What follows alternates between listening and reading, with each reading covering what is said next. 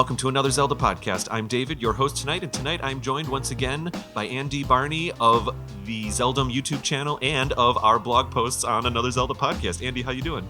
Pretty great. I don't even really know. It took me how to 3 times to get it. Yeah. I think you're flustered because I literally did like 2 bad takes to get into this episode. See, I just wish everyone else, like not just the magical swords, but everyone could see like your face because you get super intense. Like you're like pro voice actor come in, you take a deep breath, you just make this super serious face, and then you put on the smile again, like, hey, I'm your host David from another Zelda podcast. I don't know that I do that. Wow. Oh yeah, it was fascinating. It's like that. You're like almost like getting into character. Oh my gosh, that is funny. And it's like it's you're just being yourself, but at the same time, it's like you're just it's like prepping your voice just for the podcast. It's fascinating to me. It's like that moment that those 2 or 3. I'm realizing this is really interesting to hear, and actually kind of thank you for sharing that. But it is a little bit like when he might jump up on the couch there. It's a little bit like when you're doing a theater performance, and even though you've done the play 100 times and you're already in your second month of performing it, there's still those like 2 or 3 seconds before you go out for your first scene. You just go character. You know what I mean? And I guess I kind of do that a little bit. Because, anyways, this is fun. This is fun. You've gone from professional to completely flustered, David. Well, I think we're also trying to keep it in check because we got a lot of content to get through in this episode, and we're trying not to be here for 3 hours. So this episode is going to be a little bit of an experiment. We were talking about it in a production meeting, and I'm so excited about it. Basically, Andy, you and I were chatting about when we learned that you'd be in Chicago. We were chatting about episode ideas, and if I remember correctly, it was a couple months ago, you basically kind of said to me, you kind of pitched this idea. You said, I've actually been thinking, maybe this was over text, maybe that's why I don't remember it fully. I was actually thinking about re-exploring some of the theories that I've done on my YouTube channel, Zeldom, yes. And maybe we could do an episode where we kind of re-explore one of those theories, and then that yields a new video for your channel as well. Yes. And I thought that was the coolest idea ever, because first of all, we don't do theories too much on this show, and it would be really fun to explore some. And so that's what we're doing. I'm going to do listener feedback. I'm not even going to say what the theories that we're exploring yet is. After listener feedback, I'm going to let you set it all up, okay? All right, sounds good. All right, cool. I've got 4 listener feedbacks to do. We'll kind of fly through them because I sense that a conversation is on the horizon here. That was a really weird way of saying I'm excited about what we're going to talk about. All right, here we go. This one's over on, it looks like Twitter. This is Instagram. Ryan Betts says that effect that David is talking about, where the camera adjusts this. Oh, okay, I know what this is. When one of my episodes with Celeste last season, I was trying to explain how the camera changes when you go inside and outside of buildings in Breath of the Wild. Mm-hmm. And I couldn't remember what the term was. The lens, the focal stuff changing. And actually, I see it here. So Ryan Betts chimes in, the effect that David is talking about, where the camera adjusts the zoom based on how far away the point is from the camera, is called field of view, FOV. The subtle implementation of it in video games is fascinating to me. It is widely used in games to give the feeling of moving faster when your character is sprinting, particularly in first-person games. Huh. So this is when the essentially, if it wasn't dynamic, if it wasn't a zoom, you would put in different kinds of lenses into your film camera. Yeah. And some of them make things look really stretched out. Some lenses make things look like your background's really close to you. Yeah. The most famous use of kind of exploiting field of view, Andy, I think I was saying focal point, and that's focus. That's why I think I was saying focal point in that episode.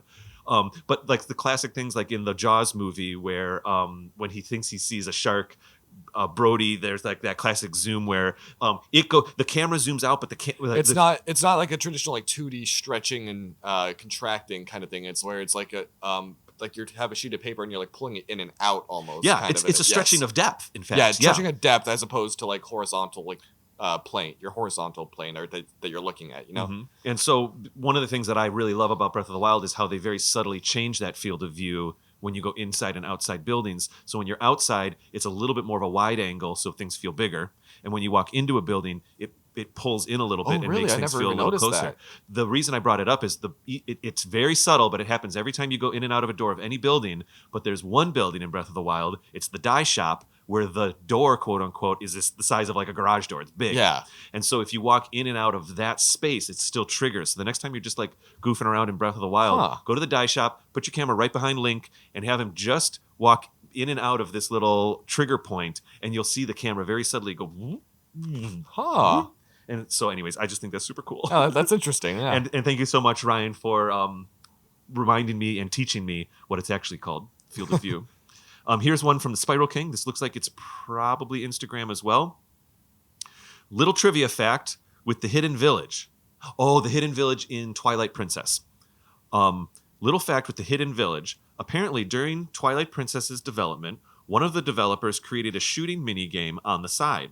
When the other developers noticed that, they wanted to play it, and everyone was so hooked that they decided to put it in the game as the Hidden Village, which is, of course, the kind of Wild West little mini game thing that happens.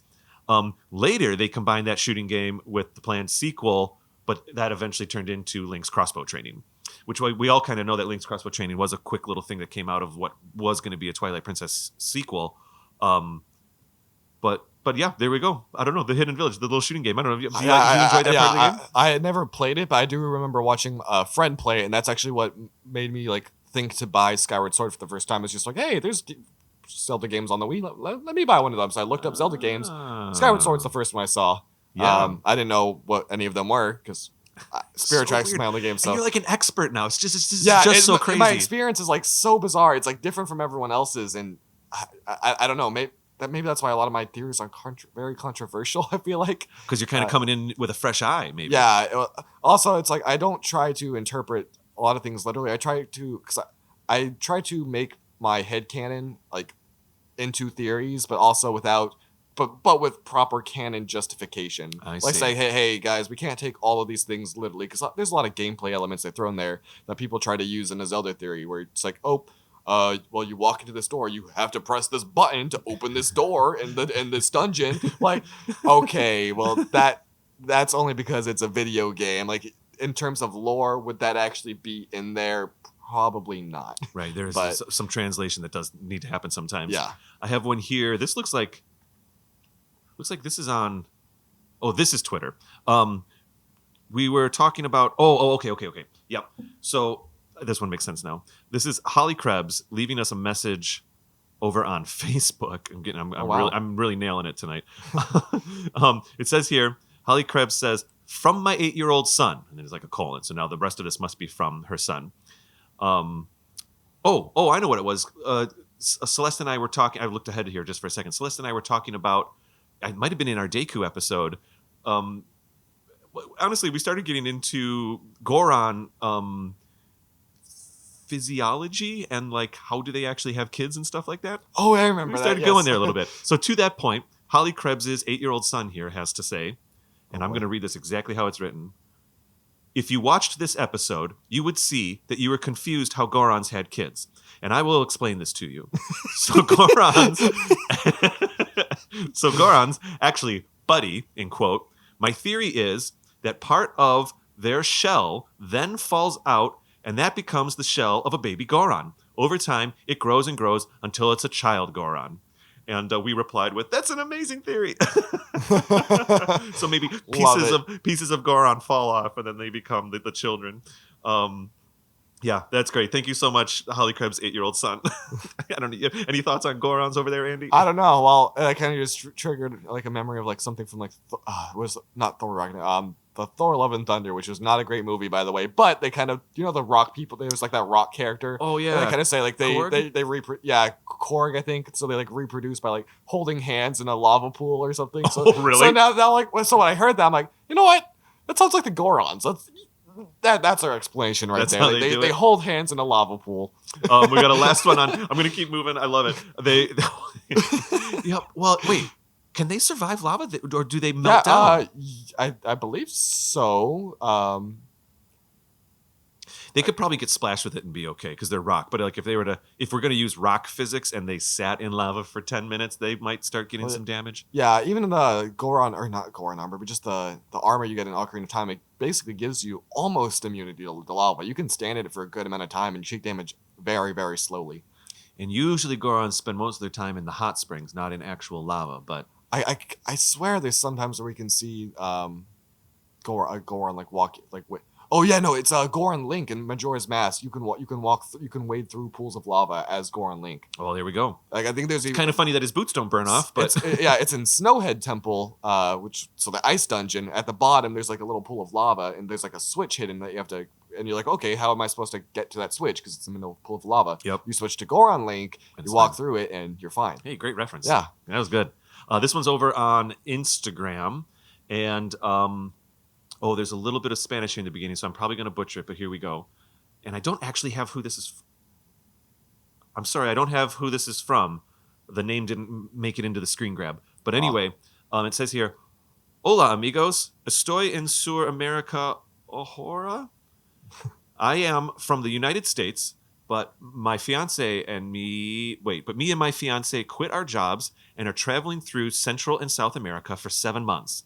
I really miss my Switch that I left at home, but I will be returning a little bit before Tears of the Kingdom comes out. I will be purchasing on day one and playing as much as possible. Your podcast has helped me get through long bus rides and endless travel experiences. I have now listened to every episode, and I only started 2 months ago." Ooh, marathon listen right there.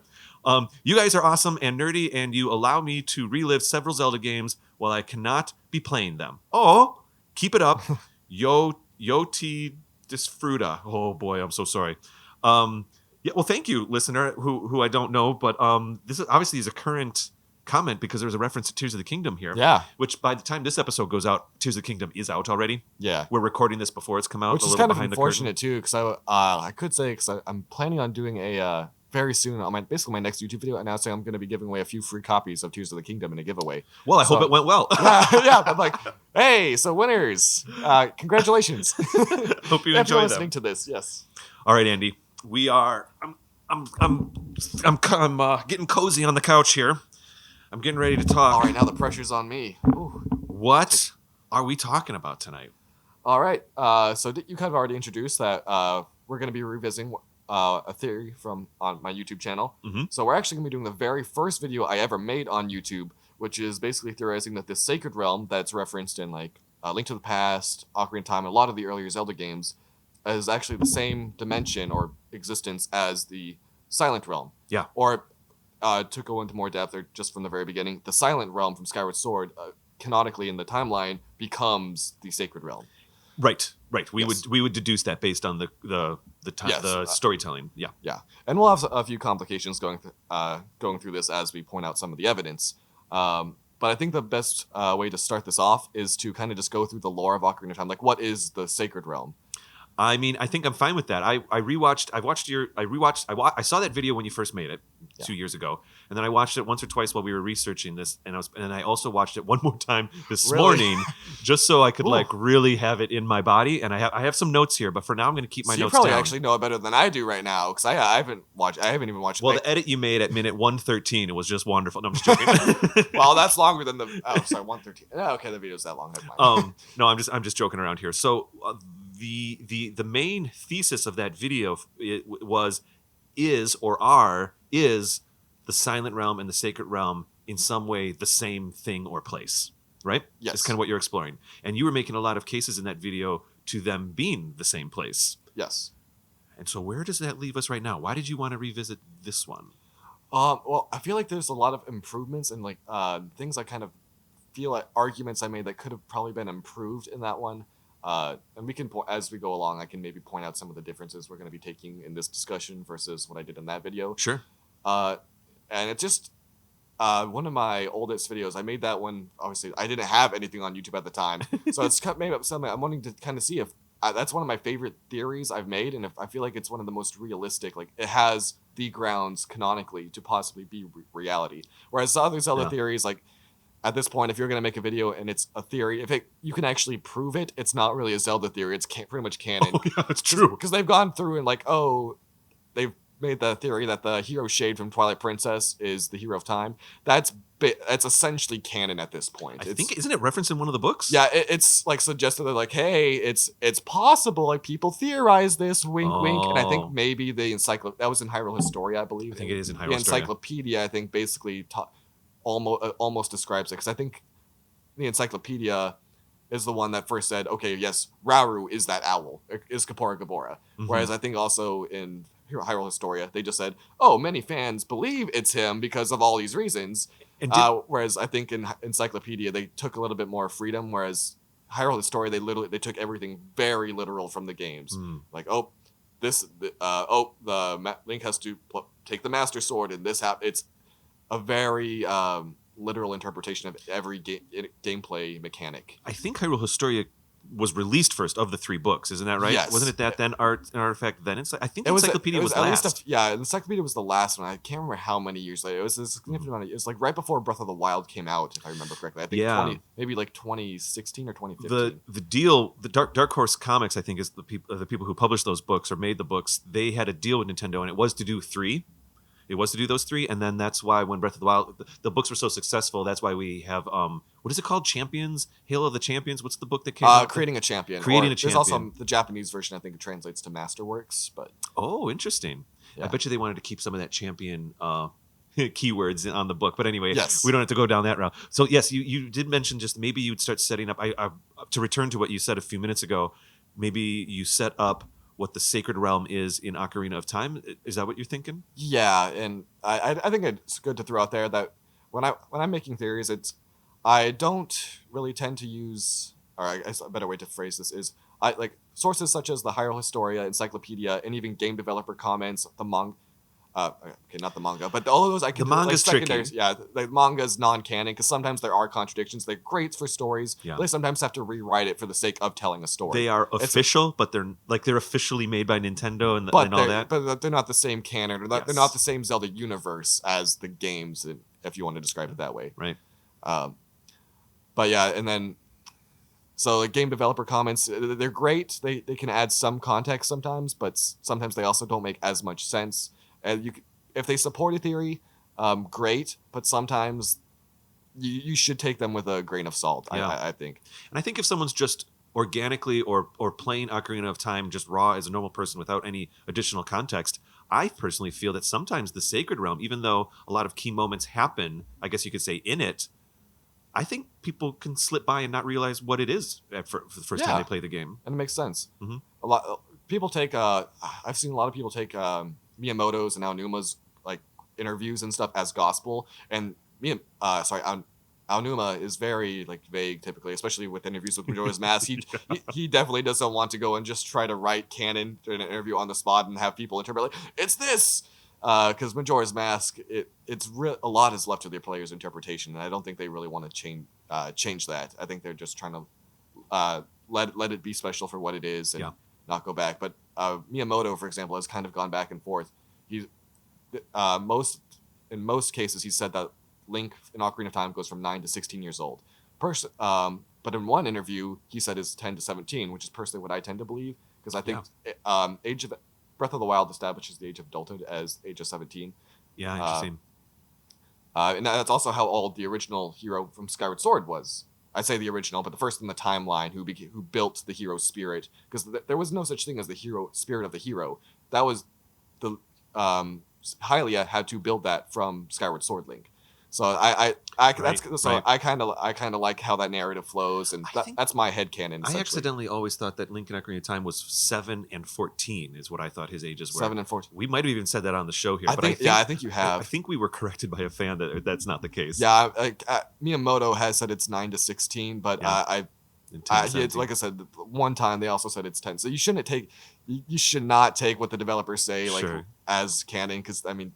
Yeah, it's there at the games, but just because they say it one time does not mean it's what's official. If that makes any sense. So I did a bit of research for this topic too to see if there's things we can add to or view through a different lens.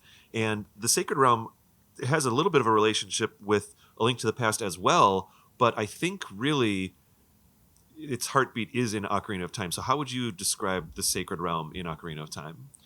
Yeah, so I think the Deku Tree and Zelda and she kind of describe it like pretty well. So basically, the legend described in Ocarina of Time says there were just three golden goddesses, Deneru and Furor, who created the Hyrule and existence. And they left when they left their work. They left behind the Triforce, and where the Triforce was left, it became known as the Sacred Realm. Right. And obviously that is a very generic legend. That is what it is, essentially a legend that's passed down, because Ocarina of Time is not the first in the timeline. Skyward Sword is. Right. So obviously the legends in Skyward Sword, which is there's still a lot of stuff that happens before that game, or a lot of background in the prologue. Those might be a little bit more accurate, but Skyward Sword reveals a lot more that actually happened before that. Does Ocarina of Time explicitly say that the Triforce is hidden in the Sacred Realm? Yes. Okay. Yes, it does say that Triforce is hidden within the. I see.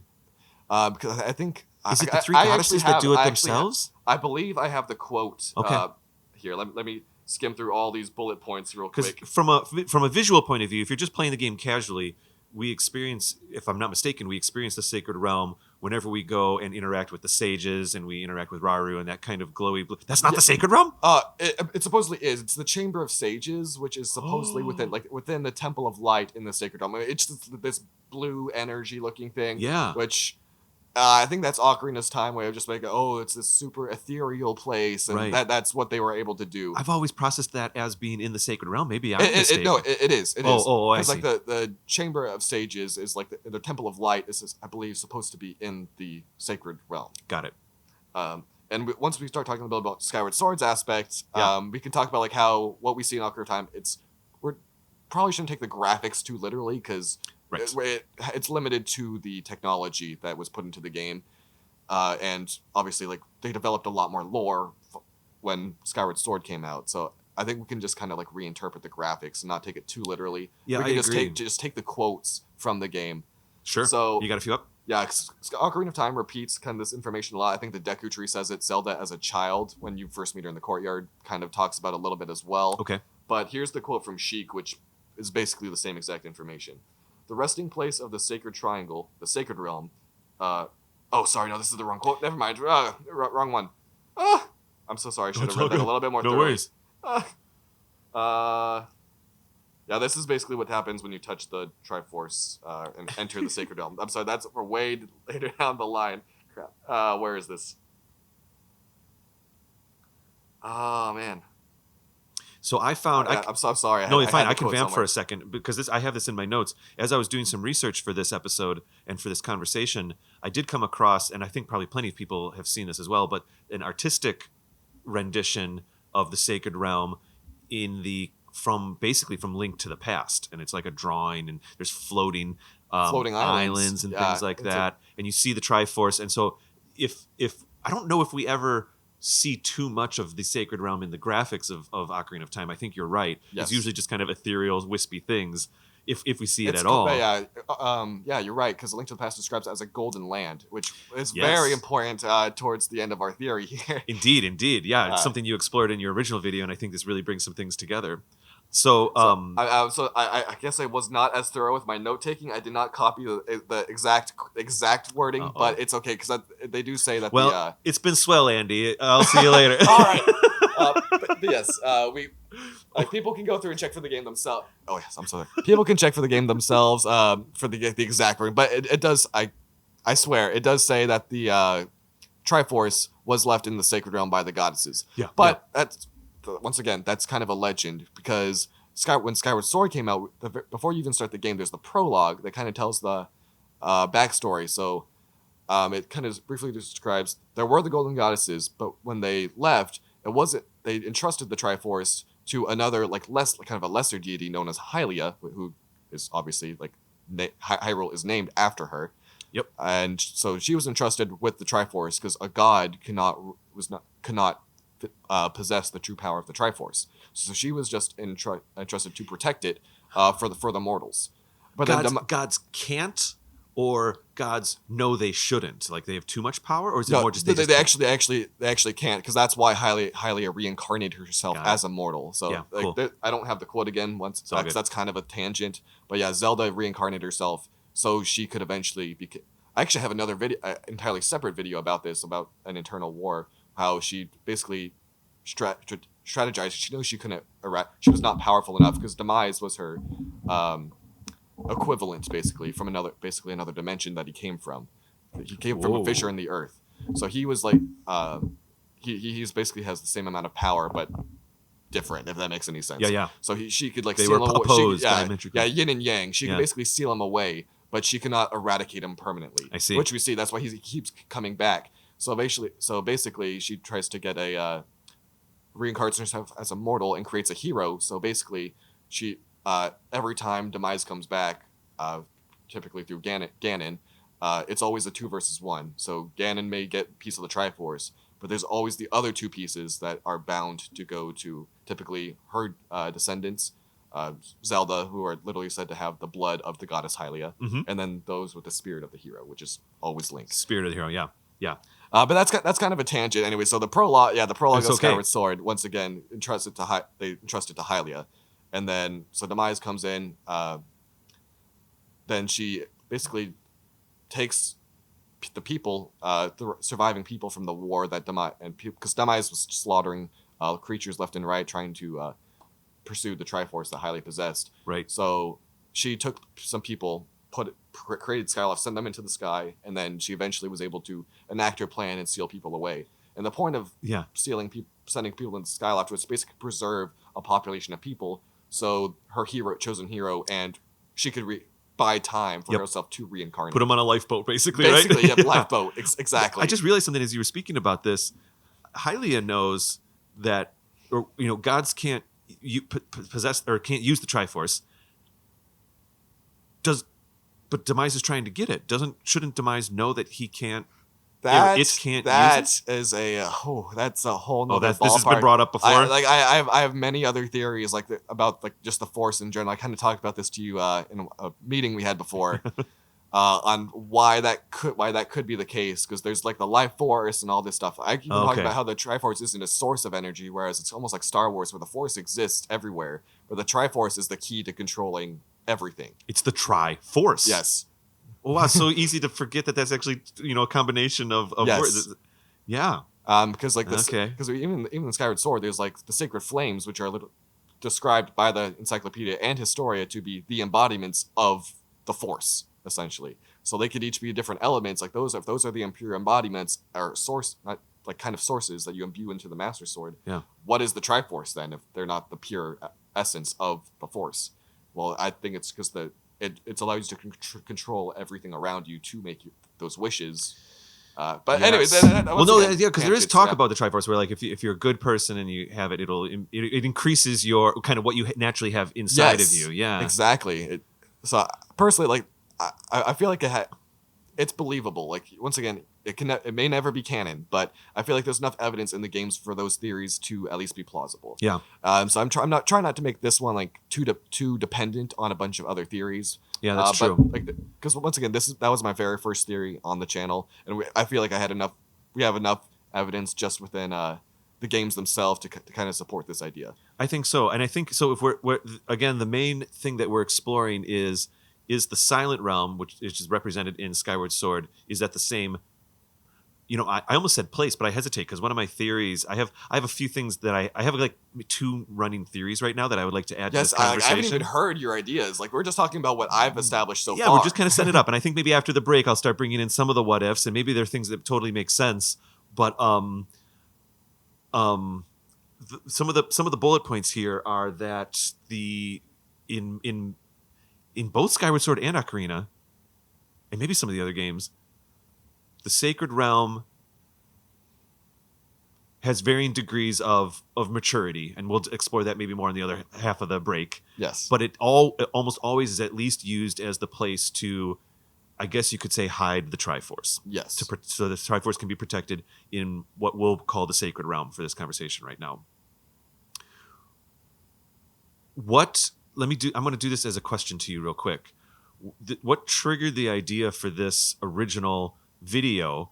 Was it because you noticed some similarities with the Silent Realm represented in Skyward Sword and how it might be like the Sacred Realm? I'm trying to remember back like almost 3 years ago to when I first had this idea. Honestly, I've never been a fan of like all because there's so many different parallel worlds and I stuff. know. It seems in Zelda. I know. Like you could say Termina's a parallel world, and then the Sacred Realm, Low And Rule, Twilight. the Dark World is technically the corrupted Sacred Realm eventually in A Link to the Past. Oh, really? Yeah, it's like because Ganon is like banished, is basically banished there, imprisoned there, but he like gets the Triforce, but the sages seal him away in there. But he has the Triforce, so he You're right. corrupts it, and it basically makes it into a copied or corrupted version of Hyrule. Oh my gosh, you're right. Yeah, but Okay, that's cool. That's cool. yeah, like once again, that's the downfall timeline, which lore gets pretty messy with some of those older games, but it's still like it's still there's still stuff there which is cool to talk Yeah. about at least. Yeah. So what are some of the? So let me do this then before, because we're getting close to break here. But we've talked a little bit about what some of the main identifiers are for the Sacred Realm. Oh yes, Yeah. sorry. I just No, what's up? realized Please. I didn't even finish answering a question about like what made me get to this idea. Oh, sure. It's, almost got to the point where the aesthetic, as we'll talk about later on, because we haven't even really established what the Silent Realm is for people who haven't I was played. about to ask So next. that's probably what we should establish before a break. Let's do it. But once at Skyward Sword, you know what? Should we even spoil that, or do we want to get to that after the break? Like, What are you talking about? like, because basically at the end of Like the what happens at the end of Skyward Sword? yeah, at the end of the Silent Realm, what last we see of the Silent Realm, Yeah. it transforms into like an exact description of what the Sacred Realm is supposed to be. Yeah, I agree with you there. And yeah, we all everything on AZP is we're post spoilers for everything. Like because these Yeah. games have been out for a long time, we expect that people are listening to this show. Whenever we talk about something that happens in a game, we do it as Yeah. if we do it as friends remembering playing a game. You know what I Yes. mean? And like, if you guys haven't played Skyward Sword and don't want things spoiled, that's good for you. Mhm. But you probably shouldn't just like continue listening if you don't want spoilers. Like, Yeah. and even so, like you still enjoy the game just as much. We're not talking about everything there is to experience in the game. So, I don't know. I don't know. Like, I'm not someone who usually cares too much about spoilers, but I know some people are very, very adamant about not having anything spoiled before a game. Yeah, So. we decided pretty early on with this show that we were going to be, unless there's a major breaking experience that would truly inhibit the experience of the game or something, maybe we try to flirt around it. But for the most part, again, Another Zelda podcast is a show where friends get together to talk about the games that they've played and all that kind of thing. Maybe You know what I when mean? Tears of the Kingdom, you might have to restrict it a little bit, but even at that point, the episodes are like delayed in like several months. That's what's so funny about this show is we're probably not going to have a Tears of the Kingdom episode until it's already been out for a year. You know what I mean? True, yeah. Because we're definitely not going to have a review episode of it. We're definitely not going to have like our hot takes episode. We're definitely, this is not what this show is. So I'm not worried about it. You could have a massive, because I think all of us on the AZP team are going to be playing it when it comes out. So Maybe we throw it'd be chaotic to have everyone talk about it in one episode, but yeah, and the closest we ever got was back in season 1. I think episode 4 of season 1. We did like a Breath of the Wild first impressions episode, and that was because Kate really, really wanted to talk about Breath of the Wild. And I don't know. We'll see. What's probably going to happen is the first time we talk about Tears of the Kingdom is just going to start becoming part of the conversation because we're going to do top 10 or favorite something, and then those things are going to be in Tears of the Kingdom, and that's how Tears of the Kingdom is going to enter the show. You know what I mean? yeah, But it could be fun. it's inevitable. It But could be fun to do a big roundtable episode for Patreon or something like that. Oh, yeah.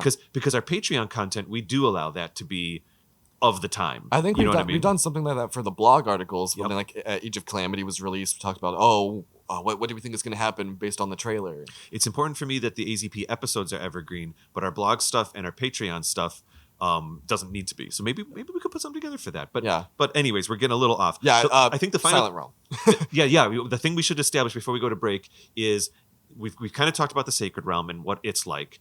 How would you describe what the Silent Realm is like? I guess we'll say. Okay, well, so let's just kind of talk about like how it's portrayed in the game. So the Silent Realm, just to summarize it before we go into like any exact quotes or descriptions, I think we can save that for the second part of the episode where we kind of start to I'm busting my stitch notes out for everything the second together. half. Yeah, I'll probably do the same. Let's just summarize everything for now. So the Silent Realm first appears in Skyward Sword as a trial for Link. You go into like what's called Furore Silent Realm, and in fact, the first 3 out of 4 are each named after one of the golden goddesses. That feels very Sacred Realmy to Yeah, me. yes. And so basically, Link has to go through and perform a trial. I mean, in terms of gameplay mechanics, they're all kind of the same thing. You collect tears of light, and you have to avoid these sleeping guardians that will eventually like kind of come after you, and like they're very intimidating looking, trying to prevent you. That will prevent you. So if you mess up, they will come get you. So yeah, he has Link. So they're just spiritual trials to help Link become the hero essentially. Yep. So in terms of gameplay mechanics, just collecting tears. Right. But collecting spiritually, tears and sneaking around. yeah, spiritually though, it's I feel like they're intended to be like lore wise supposed to be a lot more. But anyway, so it's like this alternate dimension, separate from reality, because it strongly resembles the regions he's been in. Like, so like Faron Woods, for example, Link has to go and find this little pedestal, hidden pedestal that he has to play the goddess harp for, and he thrusts the goddess sword, which eventually becomes the master sword, into these pedestals. Kind of ring a bell with the Temple of Time later on. Yep. And we can literally see his spirit or Link's body kind of evaporate into like the sky, which later on, Fee kind of describes it as a spiritual trial. Now she does not say that does not describe that the Silent Realm is like a spiritual dimension or like a non-physical world. Yeah. Per se, but she does. Let me pull up. There's a couple quotes. She does say, per quote, "Your spirit has temporarily separated from your physical body so that you may undertake this challenge." And then later on, as expected, "I cannot follow you into this realm, for this trial calls out to your mind alone. This is the nature of places known as silent realms. They are domains of the spirit, accessible only by the goddess's chosen hero." Calls out to your mind alone. Yes. Interesting. So, but she specifically says the trial calls out to his mind alone, which I think is kind of a key word there. Because obviously, if the Silent Realm only existed in Link's mind, we can't really say the Sacred Realm was the Silent Realm, you know? Yeah.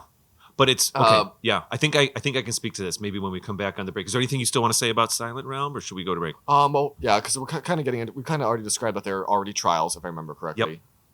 Yep. So, is there? It doesn't have to be like a super dramatic reason. I don't think there's anything that we've kind of covered the gist of it. I think everything else that we should probably touch up on is more of like pieces of evidence that kind of draw the connections together. I think if you'd like so. to take the break, I think we should. Yeah. I think like we've kind of laid down the groundwork here. All right, sounds good.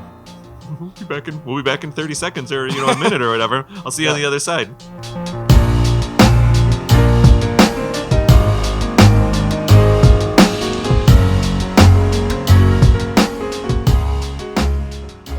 Hey, this is TC. And this is Jim from The Studio Demands It, a bi-weekly screenwriting podcast where every episode we conceptualize and craft an entire screenplay based on the demands of one of our listeners acting as a studio. From hypothetical sequels of popular franchises to reboots or reimaginings of films that deserve a fresh chance. To hypothetical films that simply must be brought into existence. Join the creative process over at studiodemandsit.com. Hope to see you there. See... Well, I can't see us. Hope to hear them there? Hope to hear us there. Yep. Hello there, listeners. David here. You know, the whole team at Another Zelda podcast appreciates every bit of support our listeners give. And if you'd like to enjoy some extra content, we invite you to consider becoming a patron through our Patreon page. Sword members get a thank you on our website, as well as monthly digital wallpapers for all your devices, and the opportunity to participate in an annual meetup on Discord with the AZP team. White Sword members will get everything the Sword tier gets, and also they'll get access to episodes a week early, as well as bonus episodes that we record specifically for Patreon. A new thing we're doing is monthly Discord meetups where we'll play trivia and hang out with you as well. Lastly, and this is our most popular tier, actually, the Magical Sword level, which includes, of course, everything from the previous 2 levels, but also gives supporters access to behind-the-scenes videos that we produce and behind-the-scenes extended video versions of every episode. Thank you so much for your time. Let's get back to the show. And if you're already on Patreon, we are so grateful that you're helping us keep Another Zelda podcast vibrant.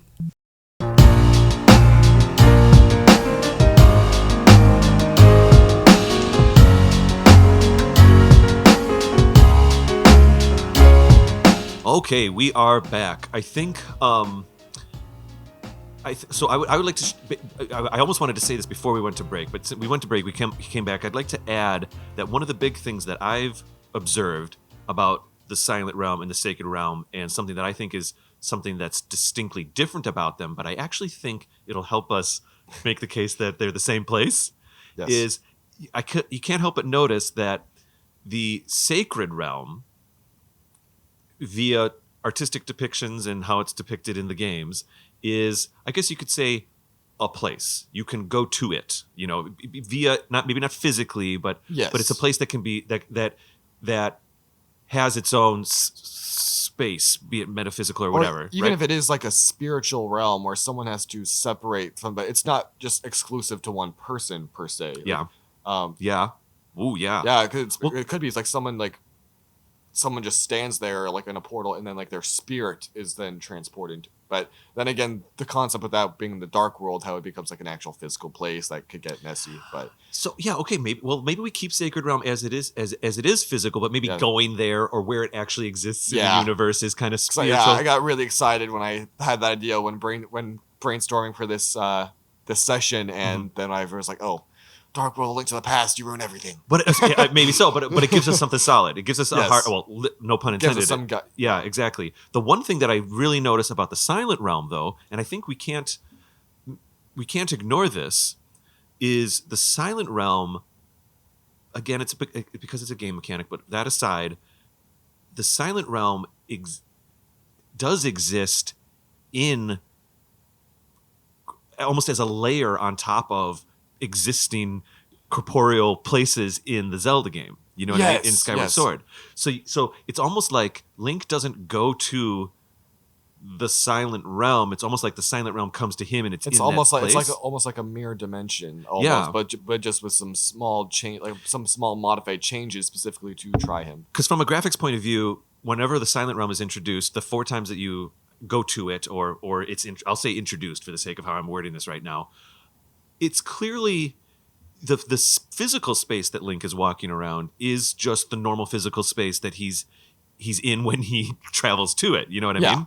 And I think you made a really good point in the first video about how he obviously, I never really noticed this, but he obviously doesn't bring his equipment with him, his sword or his shield or anything like that. Yeah. And I think that feeds to how you made a point about Fee not being able to go with him I in honestly that way. totally forgot about that thing I mentioned in the video. So yeah? I'm glad you brought that up, because I forgot about that point. I think it's critical. I think it's an important part. So I feel like the Silent Realm. Okay, my kind of one of my takeaways is that the Silent Realm may not be literally the Sacred Realm as we know it, and you kind of alluded to some of this in your video. Yeah, I'm going with 2 main theories right now. Silent Realm could be the early makings of what becomes the Sacred Realm, and that's kind of alluded to at the end of Skyward Sword. It could be Hylia. She's able to conjure essence of this spiritual existence. Like what was the Silent Realms, or like the dimension created for the Silent Realms, eventually becomes repurposed. Yeah, because the Silent Realm only exists on top of semantics here, but like on top of already existing areas. It's almost like the Silent Realm is brought to where Link is. Yeah. Whereas the Sacred Realm is usually a place where Link goes to. Oh, can I make like an MCU reference? Like sure. Doctor Strange, per se? Like, you know, people who have seen like the Doctor Strange movie, they have like what's called like the mirror dimension, where they start off and all of a sudden he just kind of like uses this magic where they appear to be in reality, but you can see there's these ripple effects. And you can use magic to manipulate what is a reflection of their reality to their will. So that could be another dimension Hylia created to be completely based on what reality, but to distort and create like the trials for. I actually think that's a really good way of putting it. It feels like the Silent Realm, I think eventually the Silent Realm does be... Okay, so it's one of 2 things for me right now. Either the Silent Realm is the beginning of Hylia learning how to create or manifest whatever becomes the Sacred Realm. Yeah, she is a goddess. She's not as strong as the Golden Goddesses, but she still has great power, as we see, being able to like reincarnate, be able to... she has great magical potential, as we've seen throughout the games. So what I'm positing is in Skyward Sword, one of the earliest games in the timeline, she might have just enough skill to kind of conjure the essence of what we would call the Sacred Realm, but she has to still bring it to a place. You know what I mean? Like because the Silent Realm always is just an overlay on 4 other locations in Skyward Sword, and then maybe eventually she's strong enough to create it existing in its own space, and it doesn't need to be overlaid on something, and that's when the Sacred Realm becomes the Sacred Realm. That's one thought I have. I don't know. Do you have any thoughts on that? Actually, to build on what you're talking about here, you know how the Ocarina kind of describes the Temple of Time uses the Sacred Realm as protection. It shields the Triforce away from people who want to protect it. There's lots of keys and preventions to make sure only those like worthy can actually access the Sacred Realm and access the Triforce. I feel like that's... Because we see the Silent Realm is actually Hylia's intention to trial Link, But later on in the game, we haven't really touched on this yet. Link goes through Skykeep, which is another final a final hiding place or trial for the hero to go through and access where Hylia stashed the Triforce. And to that, he has to once again finds these pedestals with marking the crest of one of the golden goddesses. Mm-hmm. Each one takes them to this chamber in like a very sacred looking temple. Yes, you're right. That appears to be like has the exact same aesthetics as the Silent Realm. You could see the sky, everything. It looks exactly like the Silent Realm. But it is its own architecture, isn't it? Yeah. So, but okay. Yeah. Hear me out. So, Ocarina of Time, we hear like there's the Temple of Light in the Sacred Realm.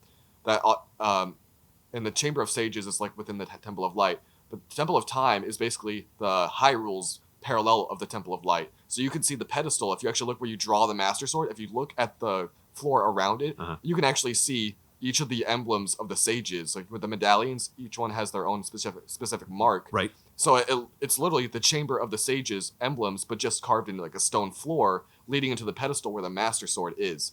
So then the Chamber of Sages, what we see in like Ocarina, where it's just that blue energy, it's basically if we imagine it like with modern lore, where we had actual architecture in a building within it, just in the Sacred Realm, that could be where the Triforce was, or the Chamber of Sages is in the Sacred Realm. So Skyward Sword, there could be these like temples or something built where Hylia stashed the Triforce within the Trashed them.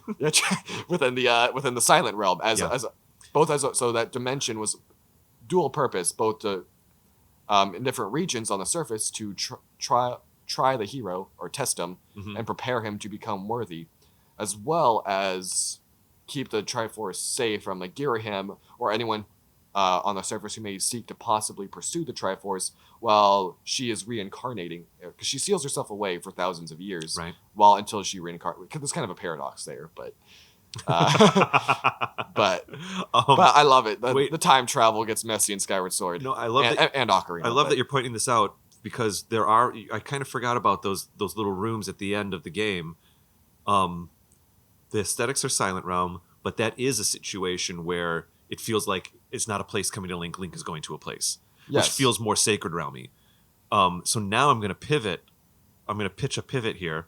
What maybe the Sacred Realm kind of does exist in Skyward Sword, but what's referred to as the Silent Realm is when Hylia is able to bring the essence of the Sacred Realm. In other words, it's very similar to what I was saying, but like the Sacred Realm, it's not that the Silent Realm is baby Sacred Realm and eventually becomes the Sacred Realm. Yes. I'm starting to think now, based on what you just said, Sacred Realm's there, but maybe Hylia only has the skills or only the need. The Silent Realm, it's like a walkie-talkie compared to being at the real place. Like maybe the Silent Realm is the walkie-talkie of the Sacred Realm, and so she brings it to these trials for Link. There was no need for it to be the Sacred Realm at that point. It was supposed to be just this like ethereal parallel world, basically, or like spirit world, for Link to just be his hero and then hide the Triforce, like as we discussed, until he's ready to obtain it and then reawaken Hylia, or her mortal reincarnation, which is Zelda.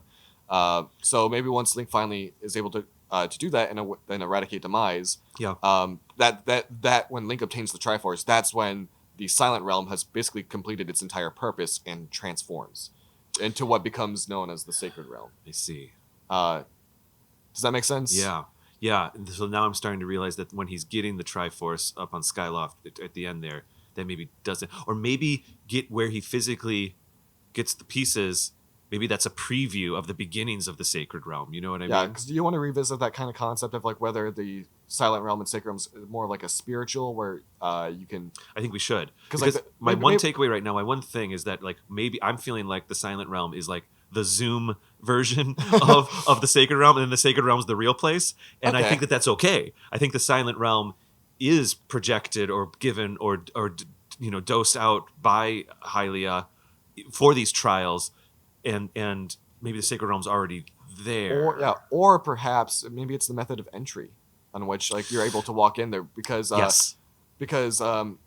in Skyward you thrust the sword into the pedestal, which is designed by Hylia to transport your spirit into there. So maybe she designed it that way, so only the trials, because like you can tell Link as a spirit, he's glowing with certain energy. You can tell like his body's kind of there, but it's protected like with some energy. So like it's just to represent that it's his spirit there. Yes. But the Guardians and some other like there's physical objects in there, like you pointed out as I mentioned like a few years ago in the video, the original video, that he can't bring his sword and shield in there. His physical, like some of his like physical objects that he could, obviously his clothes come because they're not gonna have a nude Link in, in the Zelda game. Right.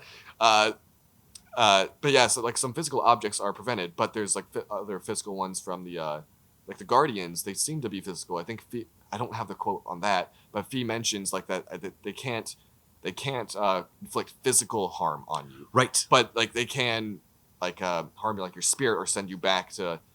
Well, he may not physically be in the silent realm, right? Like exactly. That's what you're saying. They like, can't maybe physically only harm that his body.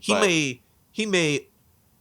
We see the character model, and so it's implied that that's physical, but that could also just be an extension of his mind's eye. You know what I mean? And we can make this work with the Sacred Realm appearing to be more physical. A couple of ways I can see actually by maybe like later on when it's converted through the Temple of Time. Yeah. When you draw the Master Sword, there's like the Gate of Time to open, or whatever. I think it's called the Gate of Time to open the door to the Sacred Realm. Essentially, we're talking Ocarina with the light shooting up. And yeah, all that it's stuff? like a beam of light to like transport you into the Sacred Realm. Maybe that could one idea is that could be because Rauru is said to have built the in the Hyrule Story and Encyclopedia. They kind of made it canon, some pseudo canon, that Rauru built the Temple of Time over the Temple of Hylia, or the sealed grounds from Skyward Sword. Right. So where Link sets the Master Sword to rest in Skyward, that temple was eventually renewed or built over to become the Temple of Time we see in Ocarina and or Twilight Princess, which we were gonna kind of make another theory a little,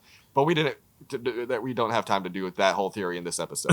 So that's a whole other beast. Well, I got a little confused when I was doing my research. At first, I was like, "Oh yeah, well the Sacred Realm's in Twilight Princess as well, because you got to collect the tears." And I realized, no, you're collecting the tears in the Twilight, not the Sacred Realm. And so I kind of wanted to bring that up at least. Even doing my research, I can't determine. It's like, okay, are they supposed to be the same temple? Because the books do speak of them as if the Temple of Time and Ocarina and Twilight are the same building, which doesn't make any sense to me. But also, okay, which one do we apply the Rauru thing? Which Temple of Time? Because there is the idea that could be multiple Temple of Times, which I haven't fully expressed. I was hoping to do that in. We're kind of getting a little side. It's okay. It's okay. Time. But man. So basically, it's like, okay, which one did he build over? Was it the Ocarina one that he built over? It's the one in Skyward Sword, or Twilight? And I was thinking Twilight might be, because it's in the Faron Woods, right? Skyward, which is what lines up with Skyward Sword. I concur. But Link puts the Master Sword to rest in that temple, and supposedly, if it doesn't move, if the Master Sword hasn't been drawn by another hero since then, like supposedly, like why is it now in the Temple of Time? Because Ocarina comes before Twilight. Ocarina's between the two. Yeah, so it would make sense. So there could be a idea. I don't know. I had a few ideas that there could have been multiple, but that still doesn't explain why, if there are multiple, which one, like maybe like there are some maybe decoy temples or multiple temples just to serve similar purposes, just in case. And built at various points in history. The Temple of Time reveals itself in Twilight Princess, though, right? So maybe maybe that's like a spiritual reveal. I again. Well, there's still physical ruins, though. That's really that's the thing, that's true. You're right. Oh yeah, because it's more like time travel, isn't it? And I totally forgot about this aspect of the game until I just the other night I went through and watched the cutscenes. And after you've opened up that door of time by putting the Master Sword back into the pedestal in the Sacred Grove in Twilight. Yeah. The little guardian statue disappears, and you're able to open this door, which transports you into like the past or something, where the temple was. And the architecture is strikingly similar, but there's a few differences because there's a pedestal, you got stairs, and you go down these stairs when you're walking in. So where the entrance is in Ocarina, it's just kind of a flat surface there with red carpet, whereas in Twilight, you're on this like elevated surface, and you have to go down these stairs. Otherwise, it's very similar, minus the pedestal where you put the spiritual stones. But then there's still that. Then there's still the chamber or the hallway you go through, and then there's the room that holds the Master Sword, the sword room. Yeah. Then if you put the sword in there, then it opens up a staircase to take you further into this secret, invisible like shadow temple. You're right. So then you are able to go into these hidden rooms as if it's that temple in the woods was designed to protect something or hide something, whereas the one in Ocarina was it houses the Master Sword, and that sword, when drawn, opens the way to the Sacred Realm. When I was doing some of my research, I got sidetracked by the collecting of the tears, and I accidentally started thinking that was connected to the Sacred Realm. And then I was even going to ask you about, like, what's the Sacred Realm like in Spirit Tracks when you collect tears? And I realized, like, oh, no. Don't get me started on the I think it's called the dark realm or something like that. Is that what it is? Yeah, it's not the same as, it's not quite the same as Twilight, but it's definitely this demonic, kind of has a Dark World-esque feel, but with trains. So I feel like the collecting of tears, which might feel like it's connected to the Silent Realm in Skyward Sword, may not necessarily. They may not be a defining. Why do you think the tears are getting collected in Skyward Sword? Just because it is just a flat out trial? I think, yeah. I honestly, the tears are just like gameplay mechanics. Mm-hmm. In terms of a lore perspective, I think there would be a lot more stuff like happening. Like I don't know what kind of trials, but I think maybe each one even says like it's intended to try to build this kit quality in you, or like try this. Yeah. I may be misremembering because it's been about 1.5 years since I played Skyward Sword HD, but that kind of rings a bell. Maybe I'm misremembering. I think you're onto something there, because it's making but it would me make sense. Realize that when the Silent Realm when the Silent Realm comes to Link, when Link goes to the Silent Realm, of course, all of the other living creatures in the area aren't there. It's really just the physical surroundings, and then of course it's populated by the Guardians and stuff like that. Yeah. So I do think that I think we can kind of definitively decide or feel that Link's spirit is going into this. I'll call it an overlay of the Silent Realm, which is still technically existing in the physical space that it's referencing, or it's still on the physical space he's in, but he may not even be. Oh no, he probably is actually moving around. For a minute I thought not in the physical world, because when we see Link coming back, I mean in the Silent Realm he comes back to the point where he went in, but still when you see him coming back, you can see like the energy coming back to his body after you've completed the Silent Realms. So Link's kind of just seems like he's just kind of sitting there for a period. We don't know whether what he's doing. like his physical body right. He's just like, so we don't know if he's just sitting there for a prolonged period of time until he completes it. Whether like if the time ratio between the Silent Realm and Hyrule is a 1-to-1, or if he like puts it in instantaneous, so he puts it in and draws it right out. Yeah, like, so a person watching him would just see that happen. Yeah, but he's gone through this whole journey in his mind. I think I like that the most right now. I don't know if we have evidence for it, but I think I like that the most, because some Bokoblin or Gearhim could just sneak up on him and just kill him right there. I agree, and I think actually maybe we can support the fact that it's instantaneous, because the animation when he leaves and comes back, when he comes back specifically, I'll call it physical Link, is basically still standing there. It's not like physical Link has like fallen over or anything, and he like wakes up or something. He's firmly grasping the sword. He's not sleeping. Which I think we could use as evidence of it being nothing's his consciousness, his spirit has left for that split second, but in the physical world, it was nothing. It was put the sword in and pull it out. I think we could deduce that from the cutscene. And even like not including all this stuff and us getting to the direct, even the more and more obvious connections to it. Yeah. I feel like even just this concept of having to put the pedestal in there and kind of like freezing and like supposedly like freezing in time, or just sticking it in and holding it firm, I kind of had that does draw kind of have a strong parallel to the concept of the Sacred Realm and Link drawing it in Ocarina of Time. So even though it's not direct evidence for it, because it's just it's a parallelism, but it still kind of just gives that symbolism where like it's almost intended as if that's the case. Oof. I like it. Yeah, I really like. Man, when I'm writing this, when we're writing this this video for the theory, I'm gonna have to like listen through this thoroughly to get some of these ideas. We're not writing this down. I can give you this audio before it publishes too. Yeah, maybe see if I can like put it into like a automated like a speech to text. Yeah, you can do a transcript export right through Premiere here. That'd be awesome. That would really help. It's a new feature. Speed up. They only introduced it a year or two ago. I love AI. I know. It's scary, but I love it. That's kind of what's going on. Okay, let's do. Anyways. Okay. So I do think that there's an even stronger case to be made about the Silent Realm being the Sacred Realm. I think there's some semantics there, a little bit of like, well, the Silent Realm, maybe it is just a touch different because, like I joked earlier, it's the Zoom call instead of really being at the place. But I think that its roots, based on what we've been saying here in this episode, probably are connected to the same roots that the Sacred Realm is connected to, or its roots are connected to the Sacred Realm. When Link I don't remember this. In Ocarina of Time, does Link still have his equipment when he's in the Sacred Realm, or when he's in the Chamber of Sages? Does he still have his? Yes, he does. And that's probably just a graphics thing, but we could make it lore. Like, because remember, it's literally just this blue energy background. Like, what kind of building is gonna if people are gonna be like, there was like an Ocarina of Time movie and that showed the Chamber of Sages, if people are gonna be sticklers and like, hey, no, we want the movie to have that look to it, I'd be a little upset because like that doesn't make any sense, especially for something in the temple called the Temple of Light. That's canon. It is canon that is in something called the Temple of Light in the Sacred Realm. And if you just have this random blue, like water-looking energy, it would just look bad. Yeah, no, I agree. I agree. Make no sense. But I think we can draw a line. Then we can connect a line to when Link goes to the Silent Realm. It probably is just his spirit. When Link goes to the Sacred Realm, when he's actually going there, it's probably really actually him, right? Like it's physically him. Because in Ocarina of Time, they hold his body in the Sacred Realm for those 7 years. He's not standing at the Master Sword for 7 years. Otherwise, Ganondorf would be like, "Ha, sucker!" and now I'm going to eliminate you for good. Exactly. But, So I think there's a key difference there in a good way, though. I think that I think we can draw the connections here because I think there are oddly by showing how they're a little bit different. I think we can find some consistencies.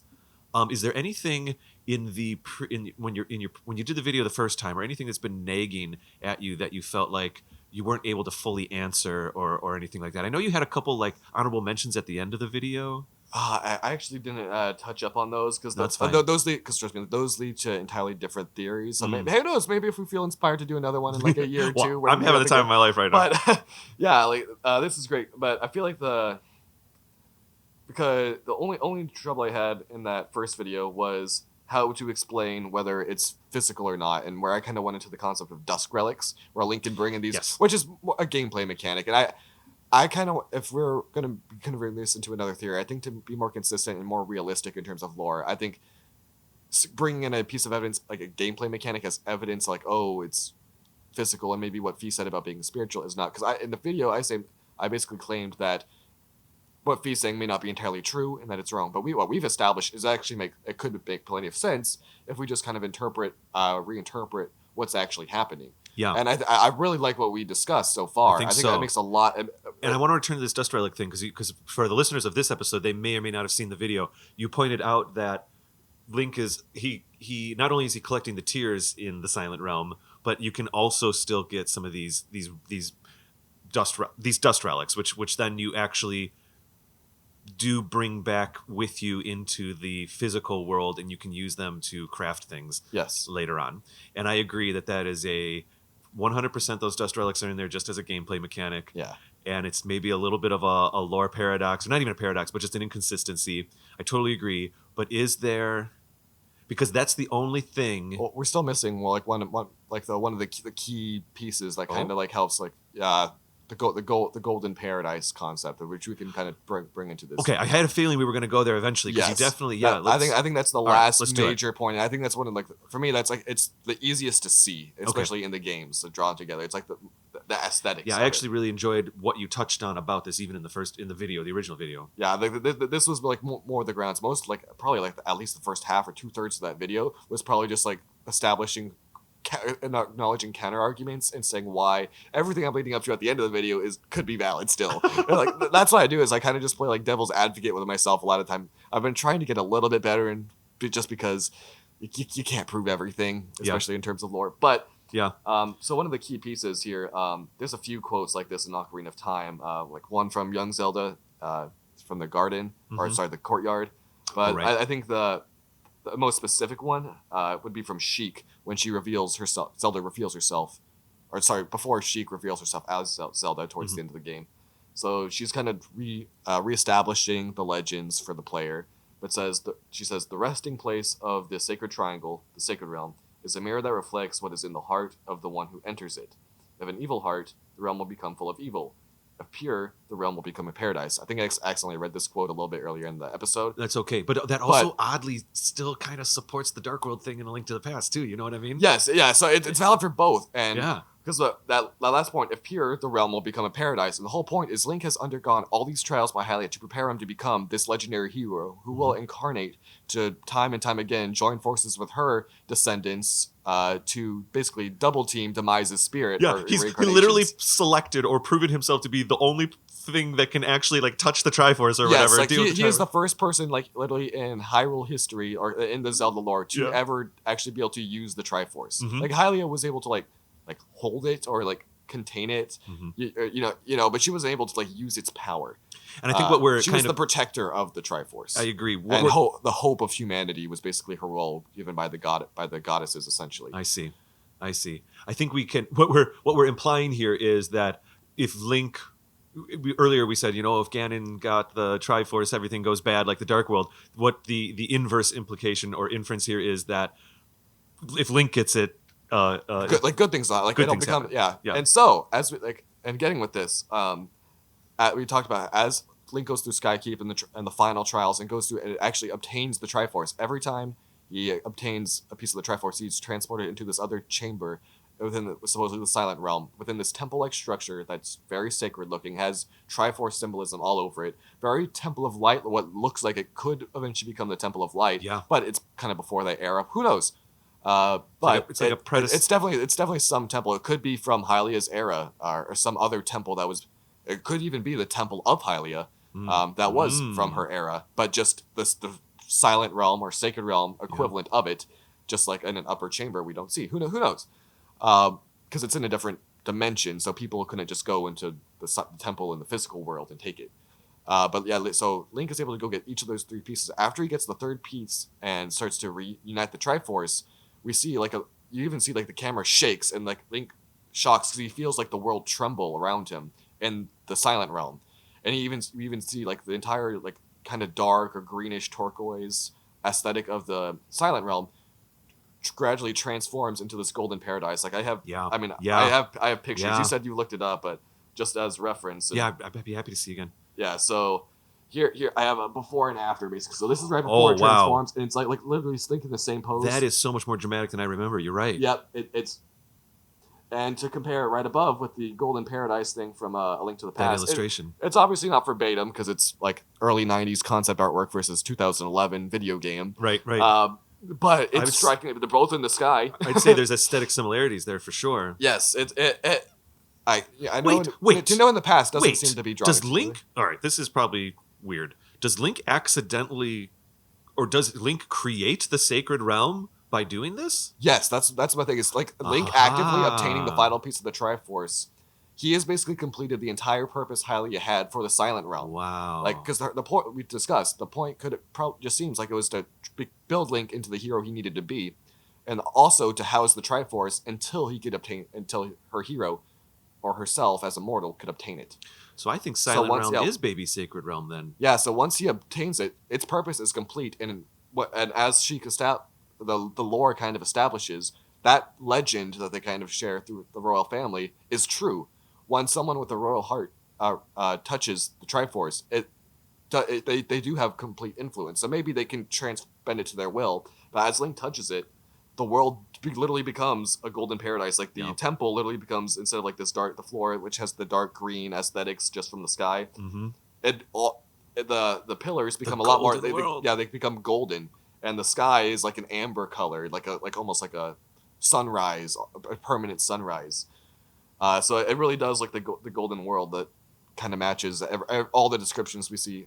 Granted, we do have to keep in mind that we do see the Sacred Realm in A Link Between Worlds, which is kind of like up in the sky and there's pillars, and it's not like quote golden. Really? It does have like a blue sky and everything. But A Link Between Worlds. I'm only like 3 dungeons in on A Link Between Worlds. At the end of the game, I believe Link and Zelda go to the Sacred Realm and have the Triforce, and I mean, you don't care about spoilers, do you? Not at all. Okay, so at the end, they basically, because Lorule's Triforce was somehow destroyed by its people, they used the Triforce to destroy their Triforce.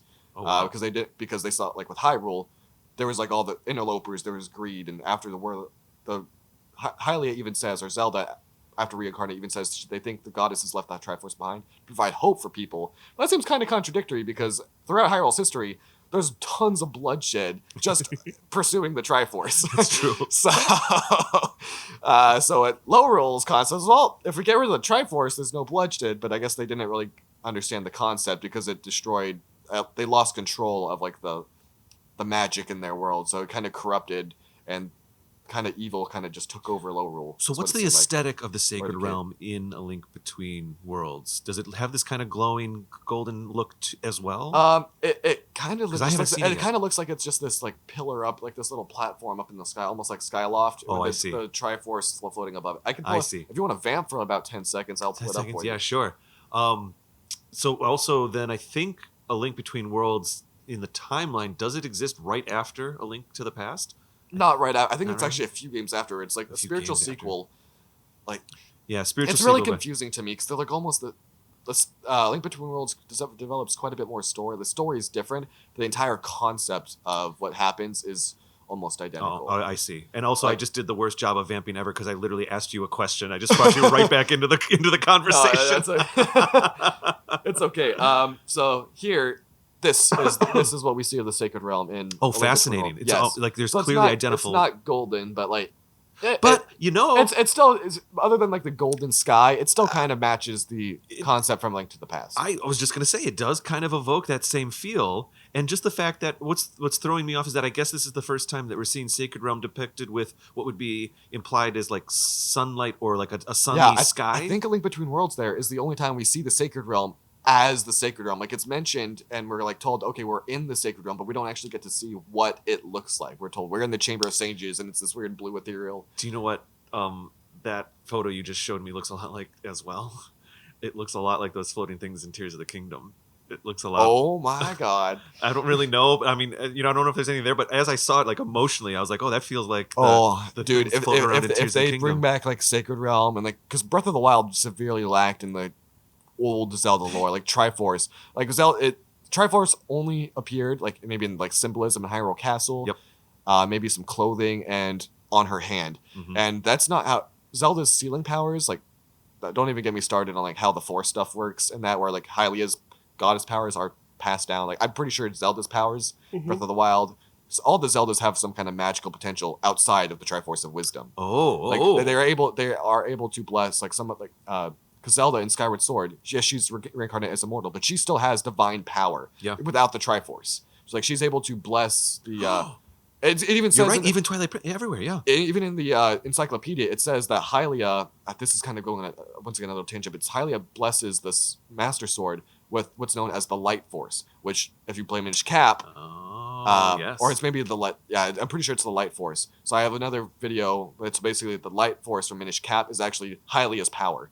So she blesses, basically imbues it, and that's why the sages kind of have to exist. To like in like Wind Waker and a few other games, they have to reawaken because over time, like when Hylia's presence isn't accidentally being put into the Master Sword. The Master Sword is the Master Sword, thanks to the Sacred Flames power.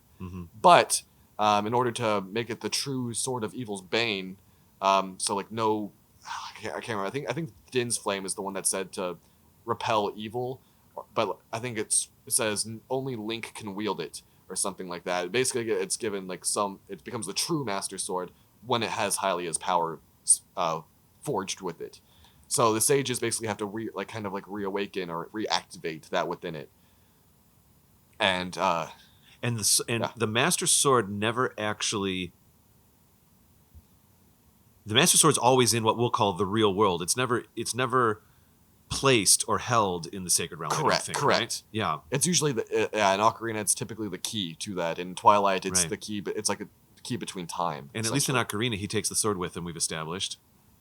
Yeah, into the Sacred Realm. Yeah, that mechanic is it's a door between times and to the Sacred Realm, basically, which is kind of confusing in Ocarina because you can go back and forth in time with it in Ocarina, but it also opens the way into the Sacred Realm. You can't choose to go to the Sacred Realm as Link in the game, but you. But in the story, though, that's what it does. Yeah, you're right. So it's a little bit confusing on how that mechanic works. So once again, making a movie, there's a lot of stuff that would kind of be worked around, but. All right, what do you think our major takeaways are here? I think we did come up with a couple new things. Yeah, we came up with a couple new things. Like the video would definitely have quite a few revisions based on what we talked about, and like especially the concept of being spiritual versus physical world. I think you brought in a lot of new cool ideas that we could transcribe into that. I hope I did. Yeah, I mean, I just enjoyed talking about this with you as well. That your knowledge on this stuff is just humbling at this point. Like you've been spitting off the sacred flame of this and that and this and that and this whole time. Like it's taking me a little bit of energy to make sure that I'm sticking with you. Yeah, here. I don't know how you hold all this in. Well, yeah, I'm kind of panicked. I'm like I can't remember the quotes and like some of the exact details off the top of my head. Because I remember like it's been a few years since I've gone. Because like, remember when I started Zeldom, I bought the books. I like read through all of the stuff to make sure I got this stuff. I feel like I was a bit more diligent with making my theories. I was less experienced at making videos and formulating the arguments together, and my overall understanding, because I hadn't played through all the games at that point. Mm-hmm. But now that I've been doing this for 3 years and I'm still in school and actually I have a life I can't do Zeldom full time, it's a little bit difficult to spend that much effort into formulating an argument and researching. Wow. So so I'm doing most of this based off of what I've been doing 3 years ago. So that's why I'm kind of wanting to, at least for now, until Tears of the Kingdom works out and I can spend a lot of time going through and getting new content made up. I kind of want to like just revisit and improve on some of these old ideas I had. It's been a blast too. I mean, this is fun. Even just this microscopic amount I've done with you here is. I kind of get it now. And you can see like one theory shoots it. Like we've already had like ideas for like maybe 3 or 4 other theories. Kind of shot off like the temple. We already had the idea for the Temple of Time. But man, what other ones have we kind of gone into? I think you brought up 1 or 2 that we're like, okay, we have to hold back on. Oh, well, there is. I mean, there's there's always that Rito Zora thing, but it is kind of explained away in one of the books where it basically says, yeah, fine, they evolved, but like the goddesses made it happen in an instant. Like the goddesses made the choice. Oh, does it say that in one of the books? That's somewhere where the evolution wasn't natural, that it was like a wave of the wand, and they reason. Maybe you've mentioned this to me. The reason the flood wasn't natural either. Right. And the reason the Zoras got turned into birds is so they couldn't go in the water. Because the goddesses didn't want the Zoras going down to original Hyrule becoming or like, the overruling species or something. Or the overruling species. But I think also I remember collecting somewhere that they didn't want them to go see the old castle and stuff. Oh, yes. That makes sense. They wanted to keep them above. And so that's like the kind of weird logic of the Rito and the Zora. It's somewhere. I read it somewhere, not on a website, like in one of the Zelda books. But and Kate and I mentioned it once, but no, yeah, I think exploring the Temple of Time movement is tricky. Yes, because so this was a ton of fun doing all this. This actually is like really a blast when you can kind of, and also actually, do you know what I just realized is we joked many episodes ago when you and I did our top 10 list.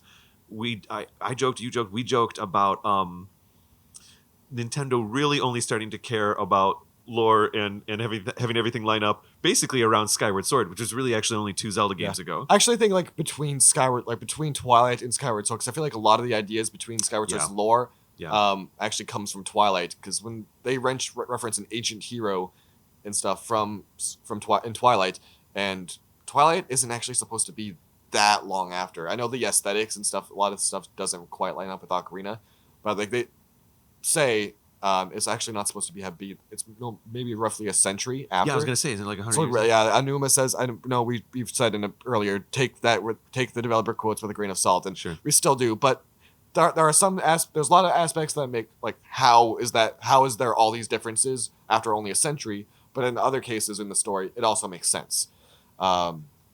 So.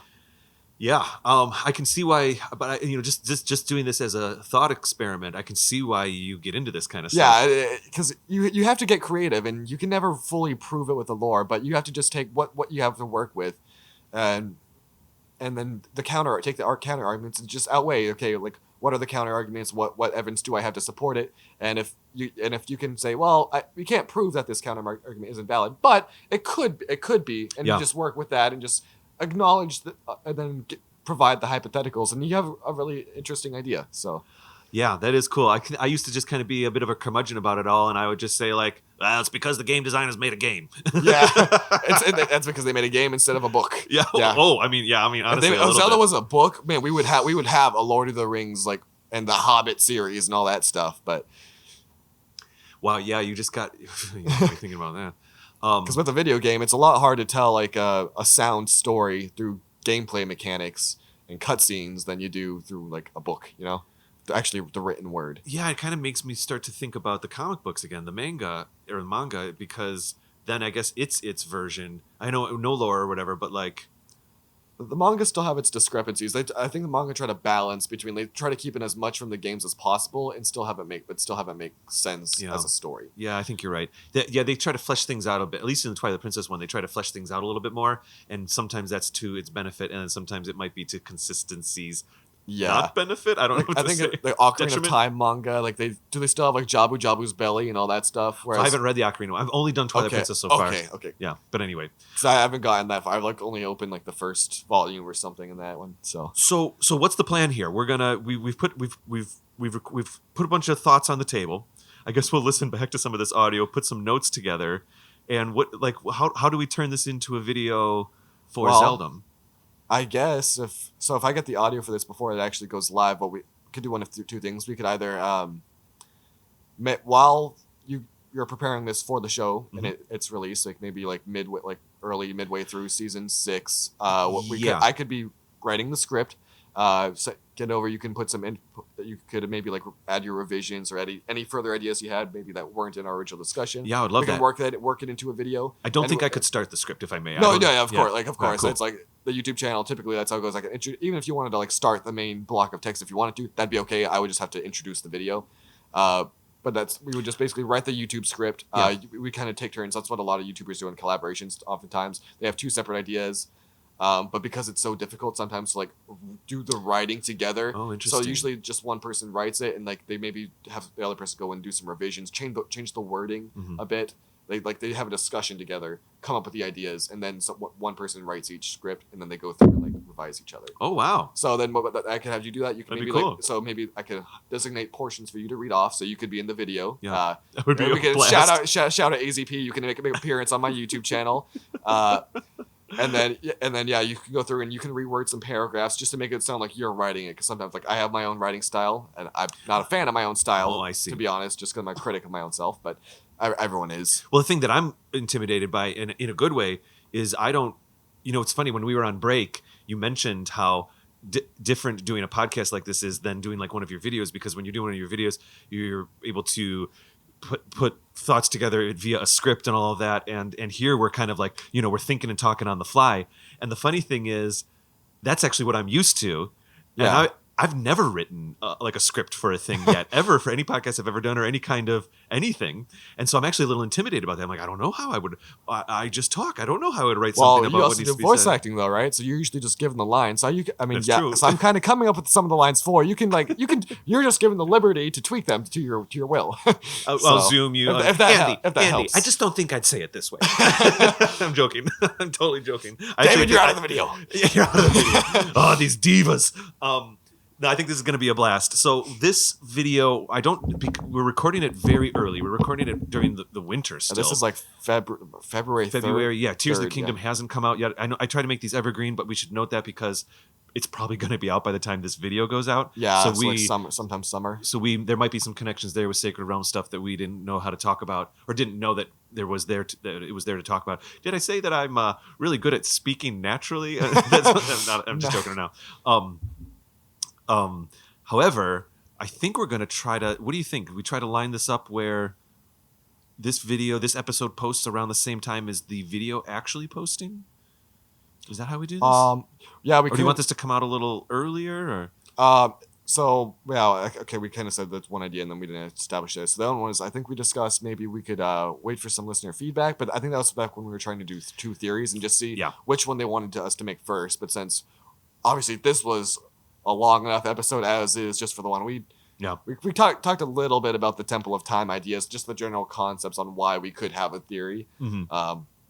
I think there's a lot more we could go into on that. I have some notes on here, but I think we have something here, and I think we maybe don't need to wait for the listener feedback, the voting, because we're not doing 2 different topics. So we could probably release the YouTube video in this podcast episode potentially the same day if we wanted to. Because I think what we're going to, this is, now we're getting a little bit behind, inside baseball here, but this episode, if it's in the early to middle part of season 6, it's not going out till, late spring, really. You know what I mean? Springtime. It's like we're almost talking like June or yeah, absolutely. because it comes out early to mid-May, I think, Tears of the Kingdom. So we have plenty of time to. I'll get this file over to you. We're having a meeting. We're having a meeting on the show. I'll get this file to you. We can start writing some stuff up, and we actually have a couple months to like put this together, which I think is probably plenty of time. Yeah. So guys, now that we've kind of established what's happening, the video is going to be out. So if you listen to this episode, go search me on YouTube. You guys can find the full video there with the refined product of our 2-hour discussion. Head over to Zeldom on the Zeldom's YouTube channel, Zeldom. Is that a play on fandom, like Zelda fandom? Is that what that is? Kind. There's a few ways I would try to interpreting it. I was just wanting to keep the Zel, and then I was thinking of a bunch of suffixes for that. I'm like, I see. That was the one me and my friend settled on. It just seemed natural. Yeah. Yeah, that's cool. So go to Zeldom to see a bunch of videos over there that Andy has been creating over the years. They're all really pretty exciting.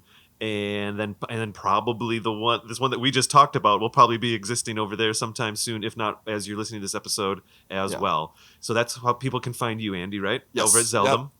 Yep. People can find me on Twitter and Instagram at Raptor Paint.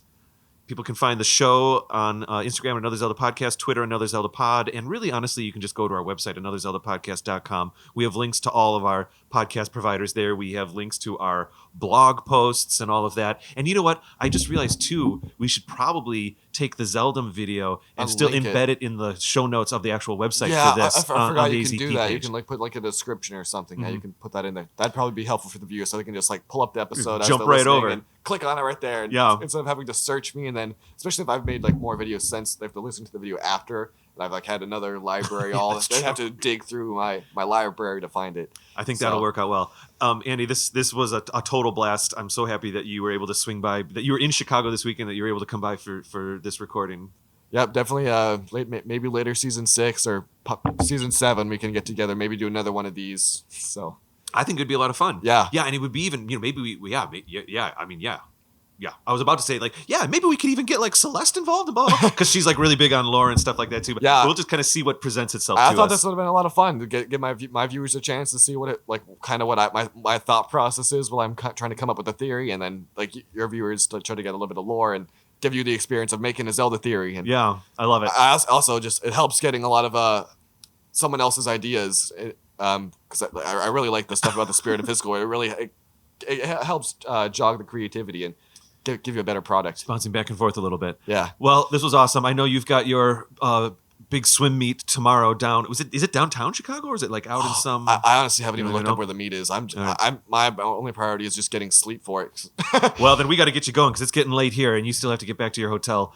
I don't even know. We might be playing a Smash Bros tournament tonight. You and your team? Yeah, I actually brought my Nintendo Switch in my backpack there. So well, then we got to get you to that. Maybe we'll save that for tomorrow night. But I see. Well, this was an absolute pleasure. Thank you so much. And obviously you and I are going to stay in touch now with making the video and everything. But until we see you on the show again, I guess. Oh shoot! I'm saying the sentence wrong. I can't set you up correctly. I guess I'll see you next time. Okay, bye. There it is. There we go.